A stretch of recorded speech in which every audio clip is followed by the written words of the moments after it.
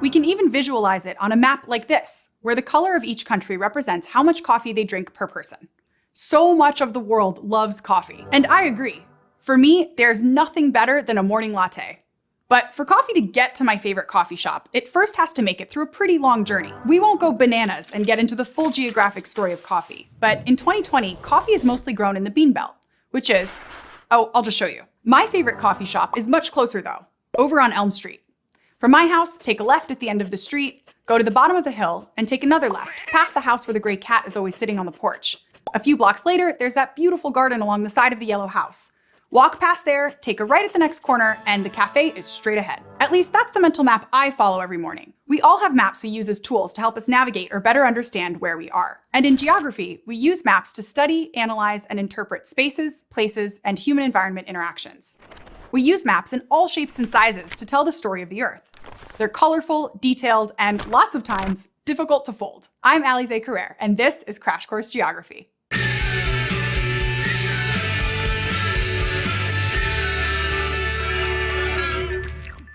Formally, a map is a symbolic representation of space, which is all the facts and features about a particular spot.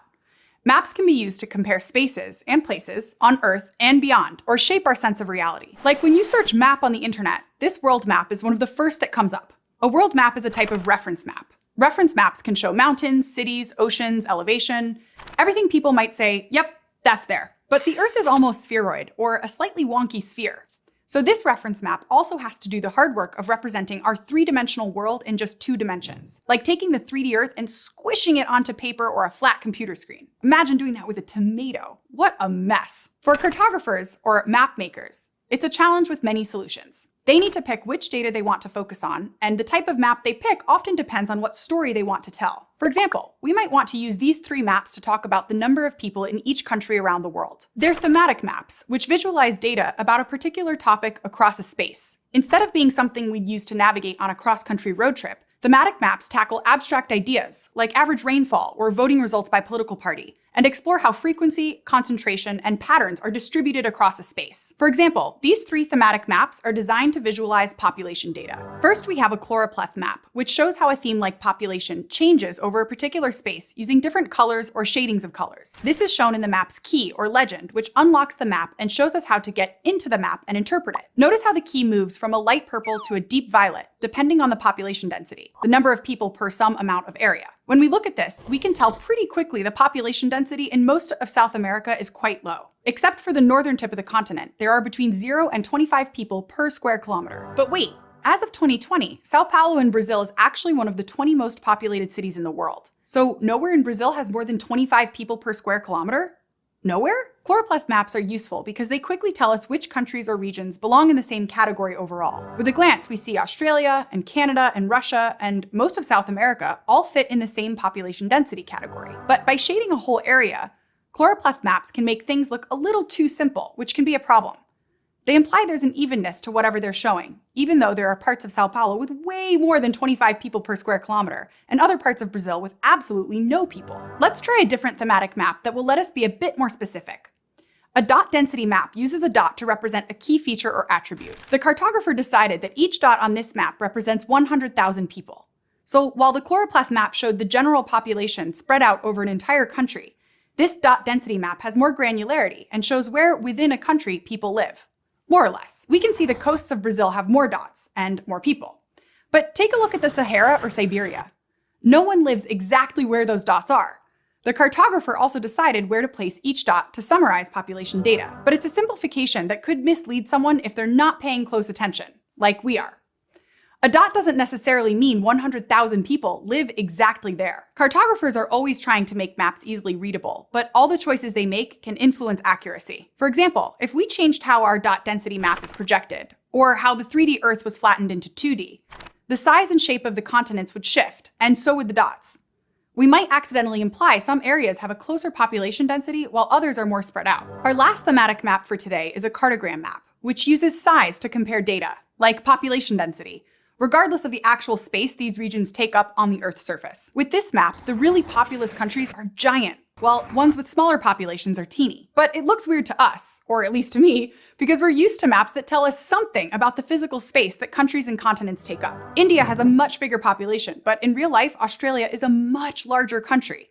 It's about 7.7 million square kilometers, while India is less than half the size, with 3.28 million square kilometers. Each of these thematic maps uses a different lens to tell the story of the world population. Different maps represent data in different ways, and the more information a geographer has, the better interpretations they can make about a particular story, like human population. Of course, there are many, many more stories to tell, so there are many, many more maps. And by helping us visualize data across space, maps actually shape our perception of reality too. All right, that sounds a bit melodramatic, but every map was made by a person making choices. And those choices, however thoughtful or simple or unintentionally biased, have an impact on how we imagine the world. Like, we're so used to seeing north at the top of a map and south at the bottom.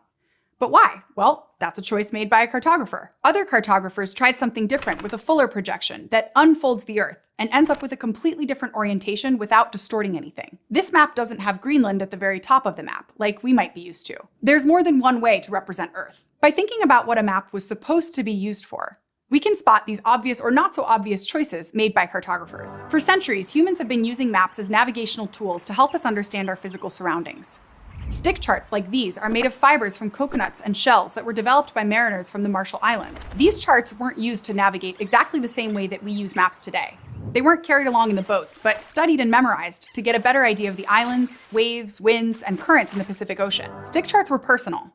Mariners had their own stick charts that they used to get back to the places they'd visited. Kind of like my mental map to my favorite coffee shop. These charts were someone's own perception of the space in their individual world. Maps can also be used politically, and the choices about where to draw borders on a map are giving spaces a national identity. For example, there's a dispute over territory in Antarctica and some nearby islands that's currently on pause thanks to a 1959 treaty. Originally, the 12 countries whose scientists had been conducting research on the continent signed and agreed that no activities taking place would mean they'd claimed the territory. But in the 1960s, despite the treaty, Argentina published maps claiming territory in Antarctica. So anyone who uses those maps would perceive this land as part of Argentina. But where to draw borders isn't the only political decision a cartographer can make. Let's go to the thought bubble. Let's say it's the 1950s, and we're US cartographers working on a new world map. The Cold War between the United States and the Soviet Union is nearing its height, and the tension can influence our map-making decisions. First, we have to choose a kind of projection, like the Mercator projection. First made in 1569 by the Flemish cartographer Gerardus Mercator,